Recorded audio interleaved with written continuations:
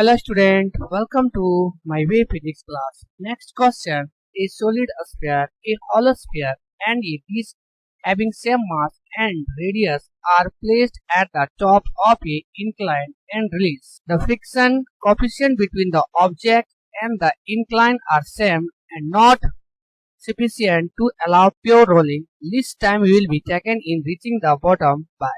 Question हमारा यहाँ पे कर रहा है कि एक सॉलिड स्फीयर है, एक हॉलो स्फीयर है और एक डिस्क है जिसका मास और रेडियस जो है वो सेम है और इस तीनों को एक एक करके जो है इंक्लाइन प्लेन से जो है वो उसको रिलीज किया जा रहा है।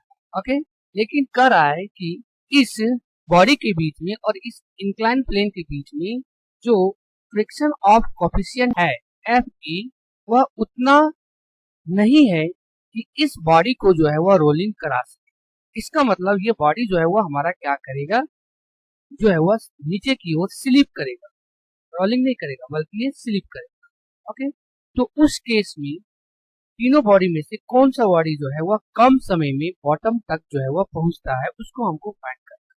तो सॉल्यूशन में हम यहाँ पे देखेंगे कि इस बॉडी के कारण नीचे की ओर जो आ जाएगा वो हमारा हो जाएगा m, और यहाँ पर जो है इस बॉडी पर एक नॉर्मल हो जाएगा इस डायरेक्शन। ओके, तो यहाँ पर हम देखेंगे कि एक mg का कंपोनेंट बन जाएगा वह इस डायरेक्शन में, जिसको हम कहेंगे mg cos थीटा।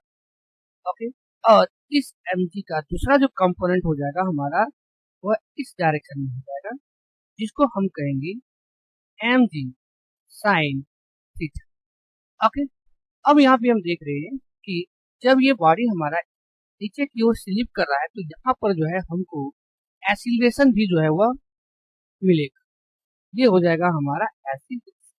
ओके, तो इसका मतलब ये जो नॉर्मल है वह हमारा mg के जो है वह बराबर है, mg cos थीटा के बराबर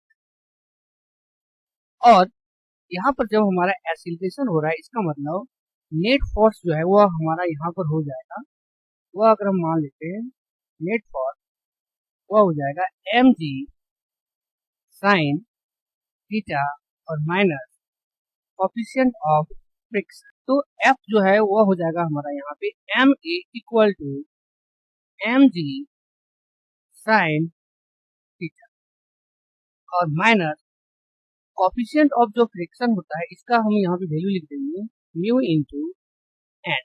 ओके, ये हो जाएगा हमारा म्यू इंटू एन। अब यहाँ पे हम देखेंगे कि ये n का जो वैल्यू है वो हमारे पास है mg cos थीटा है, यहाँ पर हो जाएगा ma equal to mg sin theta और ये हो जाएगा म्यू इंटू mg और cos थीटा।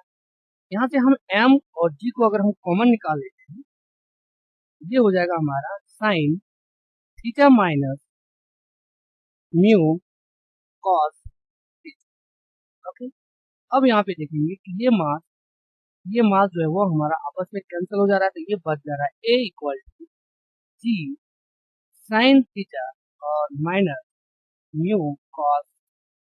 तो यहाँ पर हम देखेंगे कि इस इक्वेशन का निकालने का मतलब हमारा ये होगा कि ये जो एक्सीलरेशन है इस तीनों बॉडी का वह मास पर जो है वह डिपेंड नहीं कर रहा है और ना ही उसके शेप पर डिपेंड कर रहा है कि वह बॉडी सॉलिड है, कि वह हॉलो है, कि डिस्क है। ओके, और तीनों जो बॉडी है वह एक ही समय लेता है बॉटम तक पहुंचने। इसका मतलब जो ऑप्शन हमारा डी है वह ऑप्शन जो है वह करेक्ट है। Okay, thank you all of you.